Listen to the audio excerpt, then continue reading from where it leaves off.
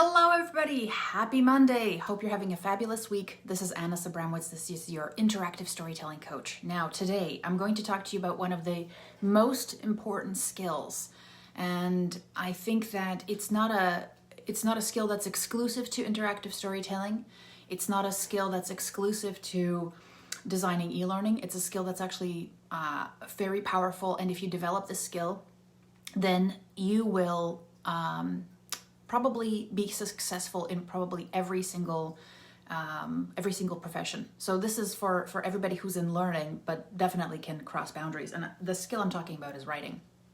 And it's funny because I think it's almost like a de facto thing that we think that writing is something, if you can use the tools, if you can use the technology, then your writing skills must be good. And I will tell you right now that most people have terrible writing skills. The last time they actually crafted or refined anything was maybe in high school, maybe in university.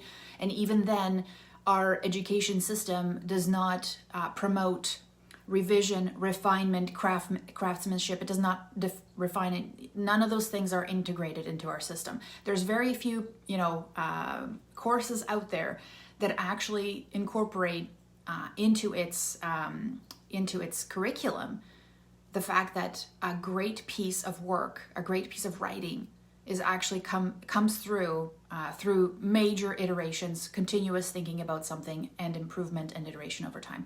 And it's crazy to me because we've fallen into this trap in our projects. And so I'll talk to people who will say, oh, I wrote my first story and it wasn't really good. And then they'll start blaming things like, oh, my SME didn't give me a great story. They don't know how to tell stories. I didn't get access to enough people in the front. I didn't get feedback.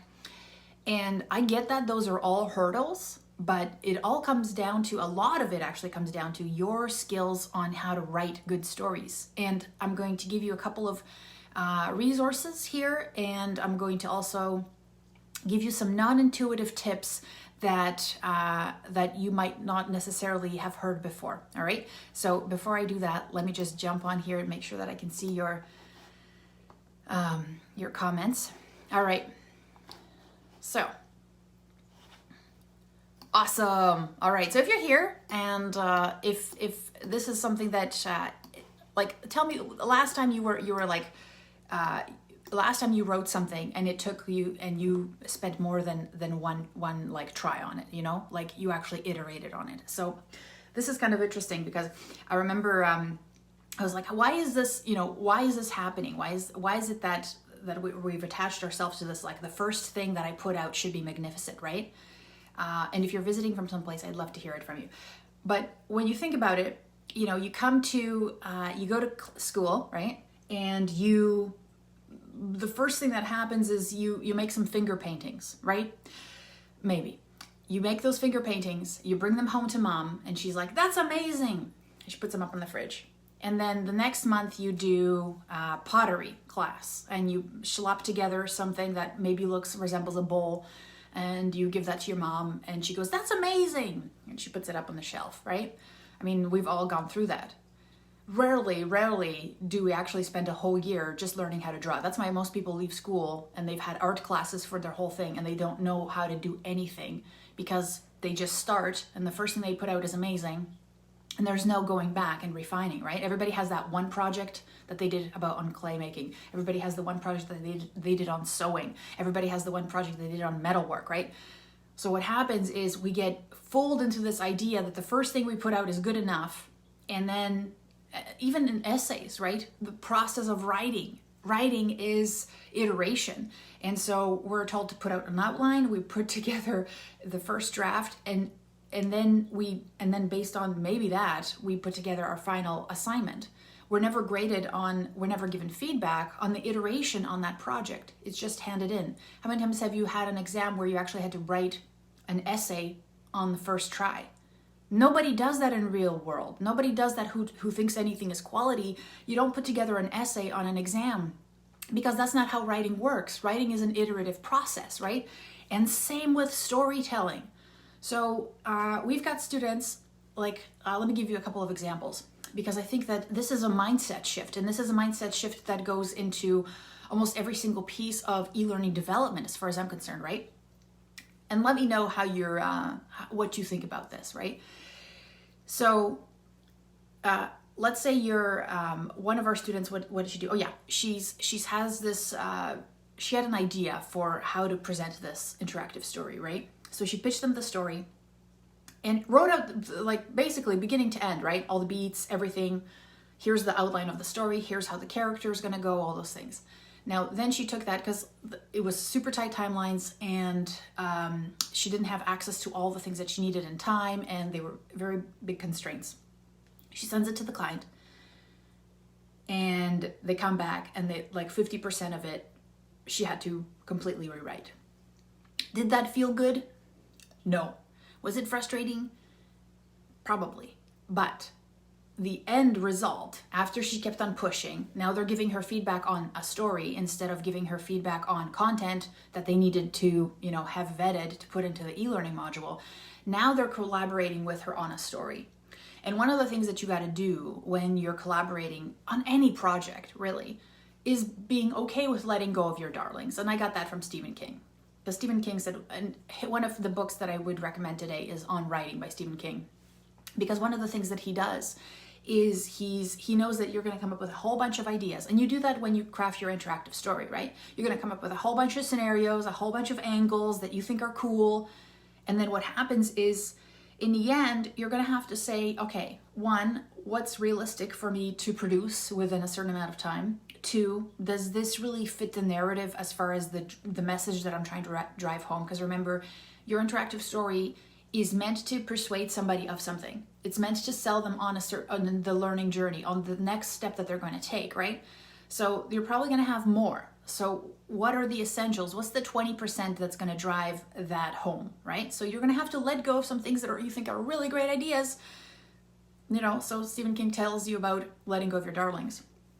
And so she had to let go of some of her darlings. She came up with this character and it was awesome, and she really liked the narrative and then the backstory, and then you realize, no, that's not what the client wants. They want to collaborate on something else. The final product actually came out probably better than she even imagined originally, because it represented exactly the people who are working in that place, right? So she was kind of guessing. And that's one of the things of drafts, right? Shitty first drafts.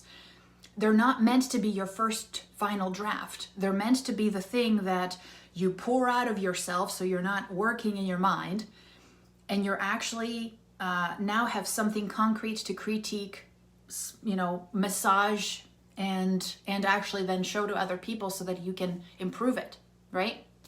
And that's kind of one of the things that I think is kind of difficult when you look at all those online challenges for developing e-learning, right? They're all experiments, and we look at them as a final product, but really, to me, they're just the first stab at an idea. So it's you can get inspiration there, but as far as I'm concerned, the best thing would be to take those ideas, gather feedback, and now incorporate that feedback. And that's exactly what happened to another one of our students, Kristen. She had this awesome idea for an interactive story. It's about productivity and focus. And then she gathered all this feedback on it. Probably took a couple of walks, because we know walks help with creativity. And then when we talked to her again during the next live session, she said, you know what, I just rewrote it. I rewrote it because the feedback that it gave me in that first structure gave me something kind of a jumping off point. And now it's a next iteration. And how many people are actually comfortable doing that, right? We're so attached to our things. So what happens is, what I'm suggesting is that if you iterate on these ideas and you create drafts for yourself that are low stakes, that you draft fairly quickly, you don't invest too much time, you don't start getting into dialogue, but you're basically trying to get your story structure out, which is what we talk about in many other videos, but I wanted to bring it up here. The story is beginning, middle, and end, right? And it has 3 essential elements, if nothing else. It has a character, and they want something, right? And something's getting in the way. And if you have those 3 things, basically your story's baked. There's other elements which I talk about, like transformation and definitely something that spurs that person to jump on this challenge. But if you got those things, it's working, right? You're like 90% there. So now what you got to do is just keep on refining. And the other book I want to recommend to you guys if you really want to get good at writing is Anne Lamott, Bird by Bird. Fabulous, right? A fabulous book. Read it. It's like some instructions on writing and life. She's got some really solid advice there. It's a tiny book, but sometimes the best things come in small packages, right? So she said, this is what she wrote on writing. She said, do it every day for a while. Do it as you would, scales on a piano, right? Do it by prearrangement with yourself. Do it as a debt of honor and make a commitment to finishing things. This is all about writing process. And I would say that because e-learning is so, the buttons that we write, the feedback that we write, the questions that we write, everything is writing. And this is one of the things that you really got to start getting really good at. And people post once in a while, I'll see questions. People are like, what's the best book on writing? Well, how do I get good on writing? So Anne Lamott, awesome. Stephen King's on writing, amazing, right? Here's another one that I recommend that it's probably not intuitive for you. What is the best way to learn how to write is to actually find pieces that inspire you, that are written in the way that embody how you'd like to write, and copy them. Just keep writing out those things, because what happens is you get into the mindset of that person. And I'm not talking about typing them out on a computer. If you see if I wanted to learn how to write like Anne Lamott, what I would do is actually take this book, get myself a dedicated journal or something like that, a workbook, and start writing out, copying her words, just as she would.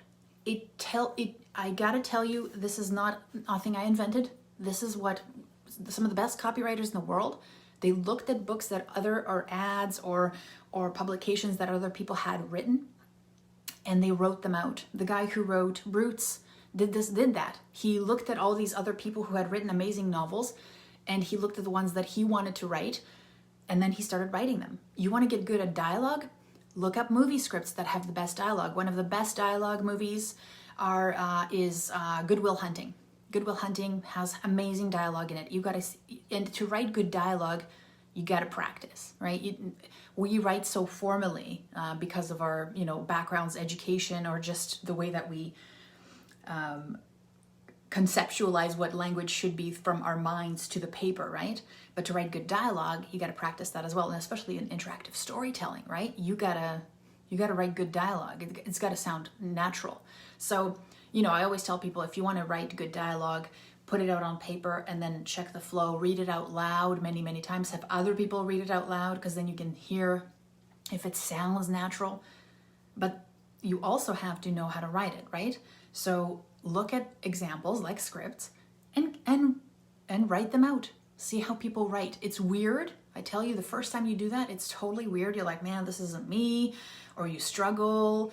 I noticed a lot. What I do is I noticed that I would see a line and then I would translate it in my mind of what it means, and I would actually write the wrong thing because I'm filling in my own words, right? So it teaches you how to think differently. It teaches you how to, and it gives you a different structure on how to put together words, which is really, really cool. And you just do that over and over and over again. So I dare say that, you don't need more writing books on how to write.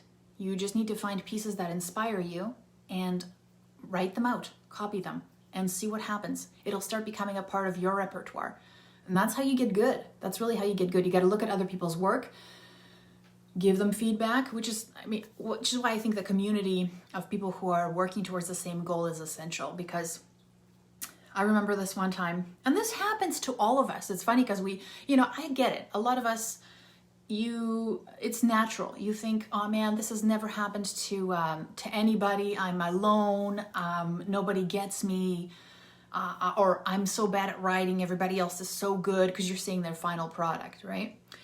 So there's a project a couple of years back, not that long ago, right?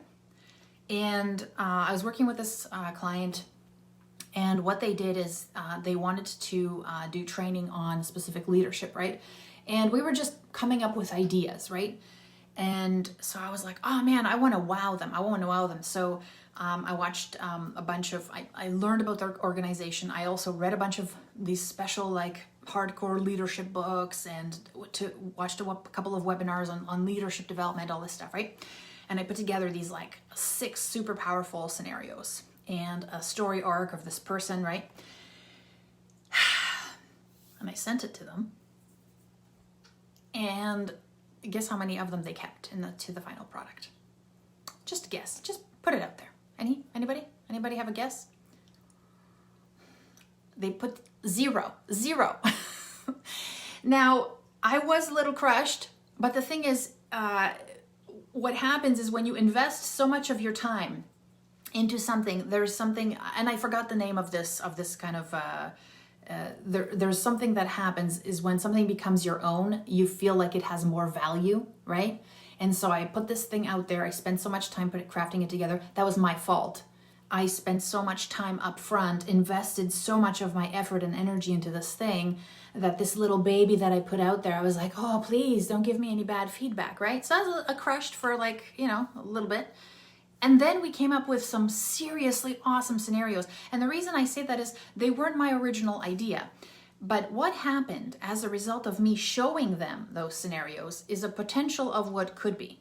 Because one of the things that happens is we rely on our experts, on our practitioners, on our SMEs, on our stakeholders to somehow get it when we say, hey, we're going to craft some scenarios. Like they're going to get what we're doing. I talk to people, I work with people every day who have been in an industry for decades. And when I tell them to write a scenario, there's 20 different people, there's 20 different ways that they're going to write a scenario. So that's why I have a framework for it, right? That we all learn and they're learning, right? So when you walk into that room and you say, hey, let's put together scenarios, there are so many different ways for people to interpret that. So the chances are they're going to give you something that's not going to be up to muster because that's not their world, right? They don't do this every day. They don't write multiple choice questions. Some of us suck at multiple choice question writing. Writing's key. So what it does, even if it's going to all be thrown away like mine was, is it now gives them an idea of where they could add where they can add value and where they can add context. Oh, and Charles, thanks for saying 1. Yeah, I wish it was 1. 0. So that's how off I was. But one of the things was also, it was about the kind of culture they were trying to reinforce. And it's interesting because, you're coming in from the outside and they had a vision, right? Which is really cool because this helped them really realize their vision. And even, when I talk about all the people that had revised it as a result of client interactions. One of our students, Don, he's his own client. He's crafting an interactive storytelling piece because what he wants to do is he's a coach. And what he's doing is he's using the interactive story to draw people in and share some really good practices, give them some empowerment. And then if they're ready, then they can jump on and work with him, right? Which is really cool. And one of the things that's kind of interesting is he initially had this idea and he refined his interactive story and the script. Then what happened is it was built as a prototype just for functionality, right? And as he's looking at the dynamics of how that flows in software, because first you're writing a story with decision points and scenarios. Then you take it into software and the flow changes. And so he revised that again. Then we got the drafts from the illustrator. And now you could see the dynamic and the visuals, and he could say, I can say less and ask the illustrator to do more visually here and leave more to the imagination of the learner, right? And so what happened is, and it's kind of cool because when you look at storytelling scripts for interactive stories in, let's say, something like a Google Doc, the revisions are endless. And I think it was, I don't know who said it, I don't know if it was Picasso or whoever, but he said that great work, great art is never finished, it's just abandoned, right? So what happens is you just keep on working on it, and as new information, as new feedback, as new visuals, as new things come in, you refine that because those things work together to influence each other.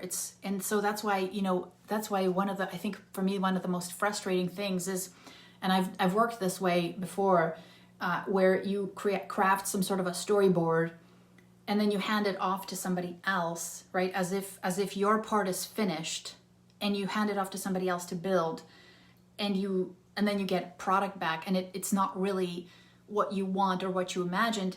And that's because there's the interrelationship that needs to happen between the design and the language and all of those other things like visual communication and user interface.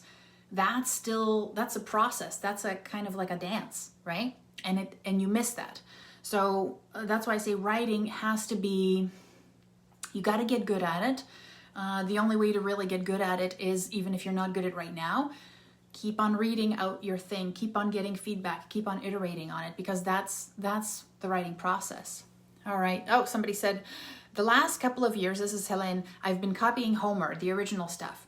I guess I'm on my way to becoming an awesome writer. Absolutely. It will be a different kind of, if you want to write like Homer, yeah, go for it. Definitely. But it gets you into the mindset of that person, their language, right? And Zara's saying, it does feel really bad when your story and ideas are thrown away. Yes, but I think what you have to realize is, absolutely, but one of the things that you have to realize with this process is that your ideas are just a catalyst for the next step.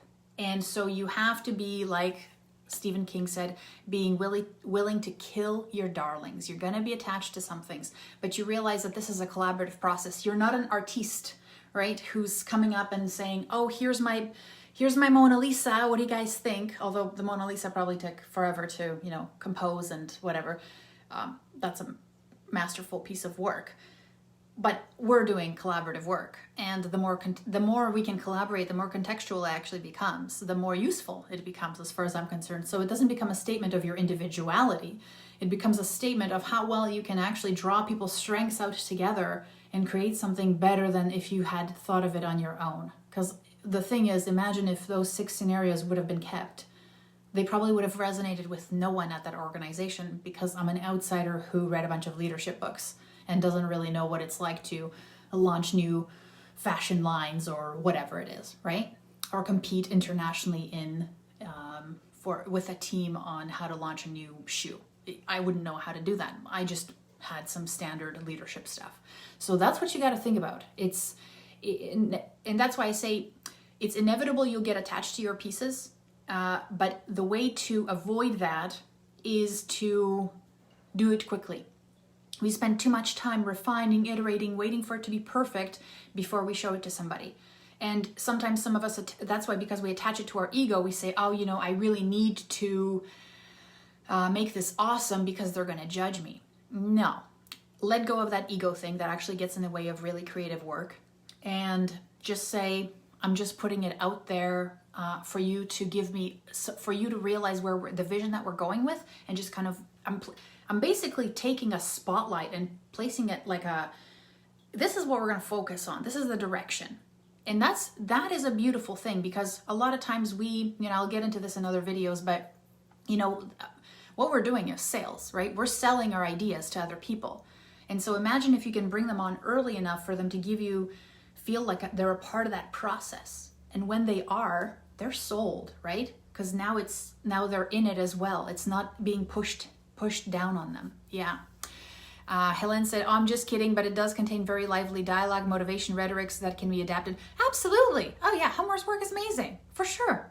Do it. It's very cool. Like I said, it gets you into the mindset of other people, and it teaches you a different way of constructing sentences and words. It absolutely works. I've done it myself. I'm not telling you guys this because I read it in some book. That's how you get good. You see something that inspires you or is a beautiful piece, whether it's an email, whether it's a procedure, whether it's it is a book, play, script, write it out. Write it out. It teaches you how to construct words differently. And I almost say that's better than any writing book out there, because it actually forces you to apply. And Di says, nope, there's no I in team. Absolutely, right? You're there to be the catalyst for a great direction and ideas. And one of the things, of course, is very important. You got to be bought into it yourself. You got to be a part of that process. You got to come up with that enthusiasm, the energy. Because if you don't, if you believe it's going to suck, it's going to suck because that's the energy you're going to bring. And those are, you know, self-fulfilling prophecies. So I always say, enter that project with the client wants an amazing product. They do. The client is working within the constraints that they have. They are. But they hired me because they trust me. They hired me because they wanted the best, right? They made a great decision. So let's work with that. That means that this is like they're looking for something awesome. I can help them deliver that within the constraints, right? So let's work with that. And I'll talk about other things related to working with clients, working with scope, selling these ideas to people, because there's ways to do that that are more effective than others, of course. And I'll be doing that over the next 2 weeks, because I think when I work with my students, one of the things that I find is, you know, we wear many hats as e-learning developers, as instructional designers. And, you know, and sometimes we can get kind of stuck in our, you know, in our echo chamber of this is how we do things, or if they don't go for it, then that means that they're closed-minded or they're cheap or whatever it is, right? And when you come in with that kind of an approach, it can bite you in the butt. It can. Imagine if every single, you know, if every single time your child came to you with like a request, you were like, oh, you're just using me. Like, right?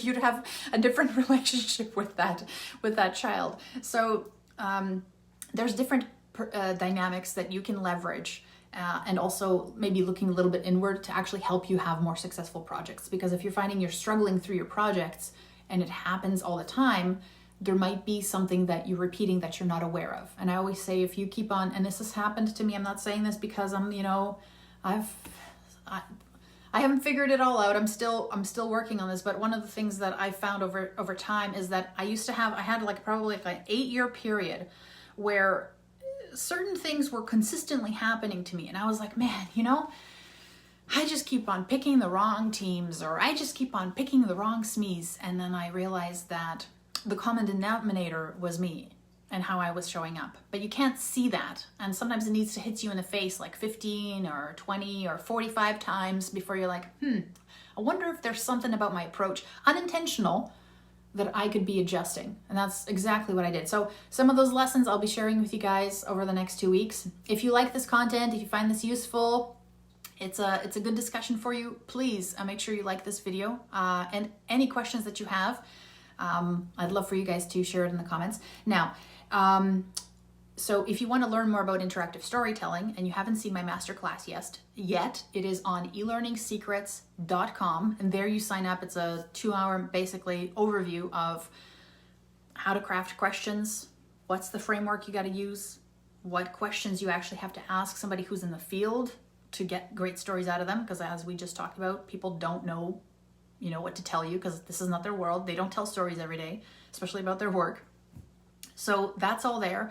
Now, at the end of this month, we're going to have another intake for my coaching program, where basically I walk you through how to craft your own interactive story. There's people in our programs who are crafting interactive stories for their own portfolio because this is something they want to do. They want to showcase something that they want to do in the world. So they're crafting that independently. And there's also people who are in our group who work for organizations that get that stories are super powerful, and they just want to get super awesome at engaging their staff through storytelling. And so it's a good mix of people from all over the world, super supportive, but also really focused on growth. They're not focused on giving you pats on the back for showing up. Because, you know, we'll put your work up on the fridge, but if you give us a finger painting and a year from now, the second finger painting is the same, we're going to say something's up. You haven't been refining. So go back to the first one, refine it so that we can give you some really good feedback. And that's what our community is really about. So if that sounds like something you want to be a part of, and you want to talk about how that will fit into your personal skill set of taking yourself to the next level, this isn't replacing your work, right? This isn't replacing e-learning. This is just another skill set, another tool that you can add to your toolkit. So if that sounds like something you want to be a part of, then put interested in the comments, and what I'll do is I'll message you. All right. So I hope you have a fabulous rest of the day. I hope you enjoyed this particular discussion. I know it was a little bit different, but like I said, if you want to get good at crafting storytelling, you have to get good at writing. And to get good at writing, I suggested 2 resources for you. Stephen King's On Writing and Bird by Bird by Anne Lamott. Fabulous book, really useful. And then also pick something that you want to get good at as far as a literary form and start writing, baby. Get that journal and start writing. You're going to get a callus again. It's awesome. All right, so you guys, thanks so much and have a wonderful rest of the day. Take care.